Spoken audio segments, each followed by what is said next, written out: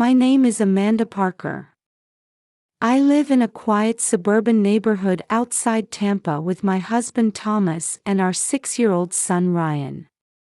On weekends, I used to wake up to the delightful aroma of Thomas's freshly made pancakes wafting from our sunlit kitchen. There's always a small vase of seasonal flowers on our white kitchen counter. Right now, the gentle fragrance of pale pink sweet peas mingles with the morning air. Every morning, as I tie back my long brown hair and make my way downstairs, I hear Ryan's cheerful laughter. "Mom, Dad made blueberry pancakes today." His excitement never fails to bring a smile to my face. Thomas, ever the perfectionist, is meticulous about the temperature and timing when making pancakes, ensuring they turn out a perfect golden brown. This attention to detail has served him well in his career too. Weekend breakfasts are special times for our family. Ryan shares stories from school, Thomas talks about his successes at work, and sometimes we get excited about upcoming community events. Our table is always set with maple syrup, fresh fruits, and the comforting aroma of coffee fills the air. Thomas and I met 8 years ago at a friend's wedding. I was the florist in charge of the arrangements, and he was the groom's college friend. Our first conversation started when he asked thoughtful questions about the pale pink roses and baby's breath arrangements decorating the venue. I was surprised and charmed to see such a tall man showing interest in the intricate details of flower arrangements. I still vividly remember his sincere gaze and gentle smile from that day. Our first date was at a restaurant along Tampa Bay. As we listened to the peaceful sound of waves at dusk, we shared our dreams and goals. Thomas spoke passionately about building his career in real estate, and I found myself drawn to his enthusiasm. Throughout our 2-year courtship, Thomas consistently showed himself to be sincere and thoughtful. His work at Thompson & Rivers was highly valued for his diligent and reliable performance, leading to an early promotion to sales manager. On the day he proposed, he appeared with a bouquet of my favorite gardenias and made his heartfelt vows with simple sincerity. When we decided to marry, I was confident we could build a secure future together. 5 years into our marriage, I fulfilled my longtime dream of opening my flower shop, Bloom and Grace, in a prime location at the new shopping mall near the station. Thomas supported me completely, from securing funding to selecting the location. The Grace in the name represents both elegance and gratitude. Every morning, I felt blessed to work surrounded by fresh flowers. I remember being deeply moved by the warm support of our neighbors who came to celebrate the opening. Our son Ryan is our pride and joy. He's a first grader at Willowbrook Private Elementary School and particularly gifted in math. He attends an after-school learning center because he himself wanted to solve more challenging problems. His energetic and cheerful personality makes him popular among his classmates. At sports days, he always places well in the races, showing us his brightest smile each time. We cherish our family time on weekends. Whether it's having picnics at Clearwater Beach on beautiful spring days or watching movies at International Plaza and Bay Street Mall, we spend quality time together. Ryan loves action movies, and on special weekends, we enjoy IMAX screenings as a family. Despite his busy schedule, Thomas always tries to make time for family. Our home is in the quiet residential area of West Chase. In front of our 2-story White House, there's a small garden I tend to, filled with seasonal flowers. Roses, lavender, and marigolds create a colorful display that brings joy to passers-by. We have good relationships with our neighbors, sometimes having barbecues together on weekends. Summer garden parties have become our tradition. Ryan invites his friends for water play while the adults chat over Thomas's grilled specialties. Those smiling faces of my family were my greatest treasure. We usually shop at Publix supermarket, where I plan meals considering Thomas's preferences and Ryan's nutritional needs. Thomas enjoys Japanese cuisine, so we occasionally visit Japanese grocery stores. Sometimes we treat ourselves to dinner at the Cheesecake Factory, and watching Ryan's excited expression during these outings was a secret joy for us as parents. Seeing Thomas off to work each morning along Dale Mabry Highway has been part of my daily routine. He always looks sharp in his suits, which complement his tall frame perfectly. His signature style, a gray suit with a blue tie and polished black leather shoes, reflects his confidence as a young sales manager. Watching him leave for work, I always felt blessed to have such an ideal husband. As someone who's been fascinated by flowers since high school and earned my florist certification, my current life seemed like a dream come true. Having my own shop, surrounded by a loving family, integrated into the community, I believed these peaceful days would last forever. Our home, filled with Thomas's gentle smile and Ryan's innocent voice, was an irreplaceable happiness for me. That is, until that day. On a peaceful spring afternoon, sunlight filtered through the white curtains, spreading soft light throughout our living room. It was around 3 p.m. on a Saturday. Usually, we'd be out together as a family at this time, but today Thomas was away for an unexpected work commitment, something that had been happening more frequently lately. I was sitting on our beige sofa, checking online shop orders, while Ryan played his favorite math game on my smartphone beside me. The gentle tapping of his small fingers on the screen and his occasional soft giggles created a pleasant atmosphere in the quiet room. "Mom?" Suddenly, Ryan's voice rose with a hint of anxiety. "This app, it's moving by itself." I paused my work and turned toward my son. Ryan was staring at the screen with a confused expression. "The screen is scrolling on its own." "Look." When I looked, the app's screen was indeed moving up and down without anyone touching it, as if someone were controlling it remotely. A chill ran down my spine at that moment, though I tried to convince myself it was just a malfunction. "That happens sometimes, sweetheart. The phone might just be acting up." I tried to reassure him, but something felt unsettling in the back of my mind. Come to think of it, I'd been noticing more and more little things that seemed off lately. The changes in Thomas's behavior had become noticeable about a month ago. His usual 7 p.m. return time gradually stretched to 8 p.m., then 9 p.m.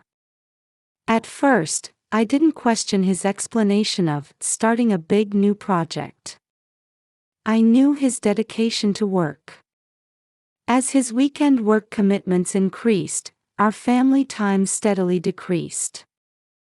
Sunday morning breakfasts together became rare, and the aroma of those pancakes had become a distant memory. "Dad, aren't we going to the movies today?" Even when Ryan would ask hopefully, Thomas would just shake his head apologetically. Watching my son's disappointed back as he walked away, I felt an indescribable loneliness spreading within me. Most concerning were the changes in Ryan's behavior. He started resisting going to the learning center he once enjoyed. He began complaining more frequently about headaches and stomach aches. His teacher contacted me saying, "He seems to have lost his usual energy." We started waking up more often to his sudden screams in the night. It became routine to hold him while he was drenched in cold sweat from nightmares, rubbing his back soothingly. But when I asked, "What did you dream about?" Ryan would just look down and say, "I don't remember." Breakfast conversations became quieter too. Ryan seemed to avoid looking at Thomas's face. He would only respond with quiet "hms" when his father spoke to him. Noticing this change, Thomas gradually stopped trying to engage with our son. Standing in the kitchen preparing dinner, I noticed how eerily quiet our living room had become compared to the laughter that once filled it. Only the sound of the TV played in the background while Ryan did his homework alone. The memory of him happily solving math problems with his father seemed like a distant past. Even at work in my flower shop, I found myself distracted with worry about my family. I would catch myself pausing while arranging bouquets, lost in thought. Though I maintained a smile while serving customers, my heart was constantly concerned about my son. And then there was that strange movement on my smartphone. It might seem like a minor incident, but combined with all the small irregularities that had been accumulating, it grew into a significant worry in my heart.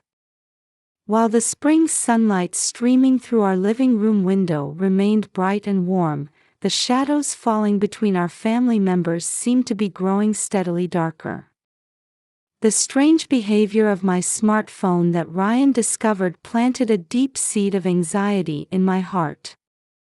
That night, after Ryan had gone to bed, I kept replaying the incident in my mind.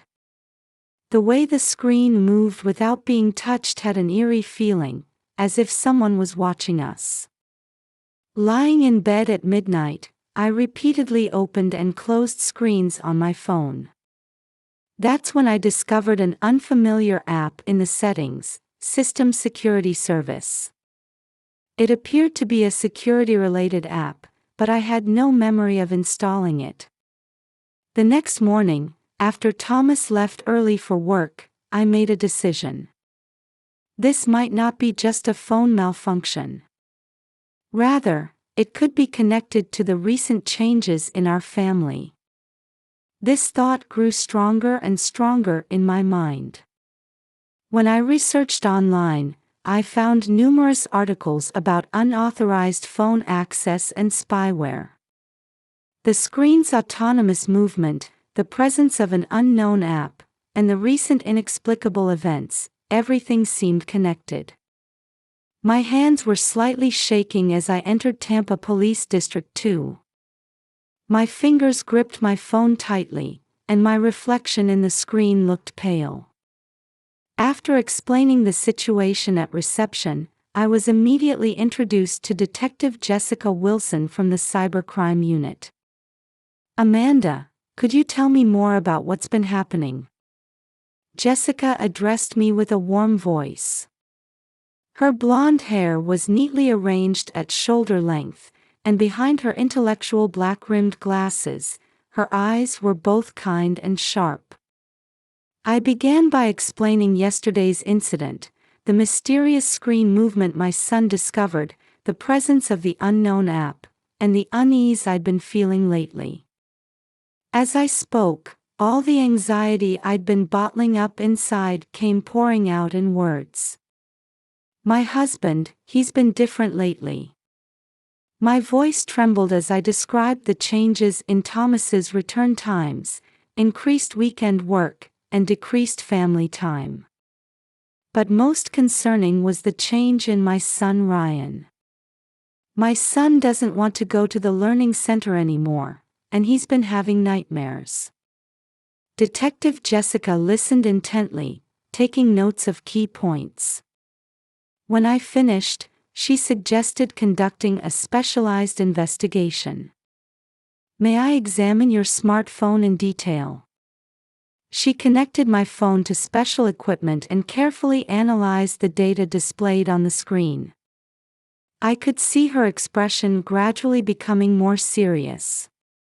Amanda. After a moment of silence, Detective Jessica began speaking carefully, choosing her words. Your smartphone has been installed with surveillance software known as spyware. This program is disguised as a legitimate security app, but it's actually a complete monitoring tool. My heart leaped at those words. Looking at the analysis results on the screen, Detective Jessica continued with specific explanations. This program has been recording all your call logs and tracking your location 24 hours a day. Your messaging apps are under surveillance, and furthermore. With each fact revealed, I felt something crumbling inside me. Particularly shocking was the evidence of unauthorized access to my banking apps. Someone has been accessing your account information and monitoring your transaction history. Additionally, there's evidence of monthly transfers of around $1,000 to a separate account. At that moment, various memories connected in my mind. I had noticed several times recently that my account balance seemed lower than expected. But I had simply assumed it was due to overlapping store expenses and household costs. This type of program isn't available in regular app stores. It needs to be purchased from specialized websites and installed directly. Also, physical access to the device is required for installation.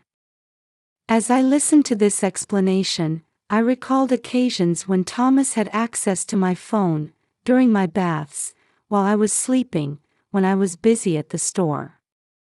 I had never been suspicious because I trusted him completely. After receiving the investigation results, Detective Jessica brought up a new topic.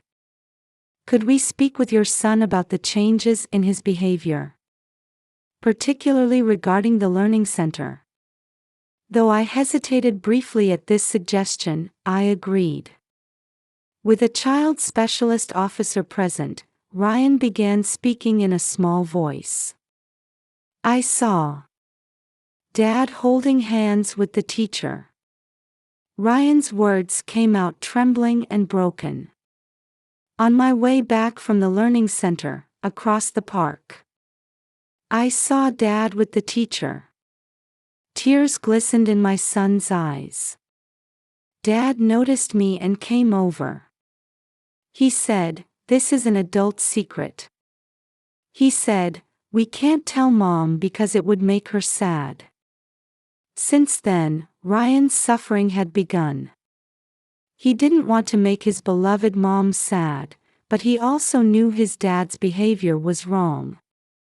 Caught between these feelings, the 6-year-old boy spent sleepless nights plagued by nightmares. The teacher's class became scary too. Ryan continued, looking down. The way the teacher looked at me felt strange. And I couldn't focus on math problems anymore. After finishing his story, Ryan curled up small. I embraced him tightly, letting my held-back tears flow. I'm so sorry, Ryan. I didn't notice. You were carrying this all by yourself. My son's small body trembled in my arms. From the investigation results and my son's testimony, the full picture became clear. For 2 years, Thomas had been involved with a young instructor, gradually diverting funds from my account to prepare for a new life. And most unforgivably, he had burdened our young son with a heavy secret, causing him severe emotional distress. In the twilight meeting room, Detective Jessica gave her final explanation. Based on this evidence, we can consider legal action. Outside the window, street lights were beginning to illuminate one by one. It felt like a long night awaited us as parent and child. But I chose to believe that a new morning would come after we passed through this darkness. That night, following the police station visit, Ryan and I stayed at my parents' house. It was Jessica's advice to ensure our immediate safety. That evening, my son showed a peaceful sleeping face for the first time in a while. The next day, events began moving rapidly. Based on the collected evidence, police formally began investigating both Thomas and Natalie. The spyware discovered on my phone, records of unauthorized financial transfers, surveillance camera footage, and Ryan's testimony all served as crucial evidence. Thomas was arrested at home. Surprisingly, he admitted to all charges. The truth revealed during questioning far exceeded my imagination. Having minored in computer engineering in college, he had knowledge of spyware. He purchased a $299 spy app from the dark web and installed it during the 10 minutes I was in the bath. He had continued daily surveillance and fund transfers. Why? I posed this one question to him through my lawyer. I wanted to start a new life. His answer was utterly selfish. The stress of being promoted to sales manager at 35, pressure from our luxury home mortgage, and above all, being captivated by attention from a 26-year-old woman. His perfectionist nature had manifested in a twisted form of leading a double life. A week later, Natalie was also arrested. The Learning Center acknowledged serious management oversights and promised comprehensive reforms, beginning measures to address the impact on other students. Meanwhile, our new life was beginning to take shape. Ryan now has weekly sessions with Martha, a child psychologist. Though initially nervous, he now says, "Playing with Ms. Martha is fun." Through play therapy, he seems to be gradually healing his emotional wounds. Support from our community has been tremendous. PTA members take turns helping with transportation, and neighbors offer kind words.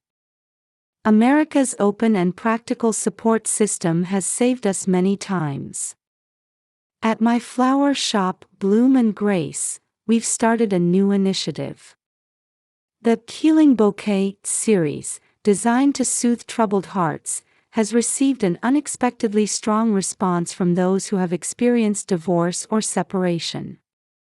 In court, Thomas received a prison sentence. Unauthorized access, embezzlement, psychological abuse of a child. Natalie was also punished as an accomplice.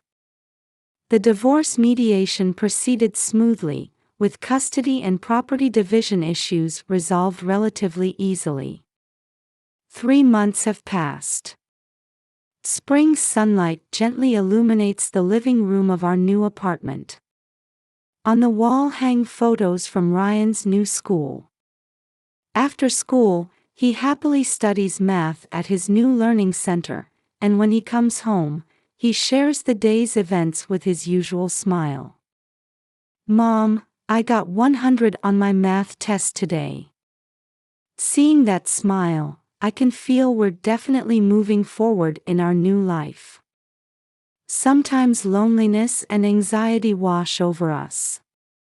But more than that, we have hope. In the small vase by the window are fresh daisies picked today. The pure white petals sparkle in the afternoon light.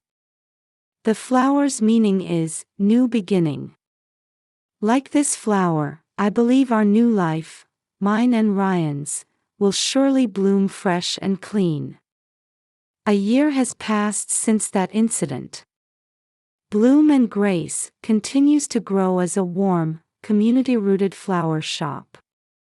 The Healing Bouquet has become our signature product, serving as emotional support for others who have gone through similar experiences. Ryan has advanced to second grade and has completely adapted to his new environment. Though he continues counseling, Martha says he's showing remarkable resilience. His wounds seem to be healing steadily. Thomas and Natalie are each serving their sentences. Occasionally, letters arrive from Thomas for Ryan, but our son says he's not ready to read them yet. I've chosen to respect that decision. Life sometimes takes unexpected turns. But continuing to move forward through it all, that might be the most important lesson I've learned from this experience. Now, from the windows of our new home, we can see beautiful sunrises every morning. They shine brilliantly and warmly, as if illuminating our future.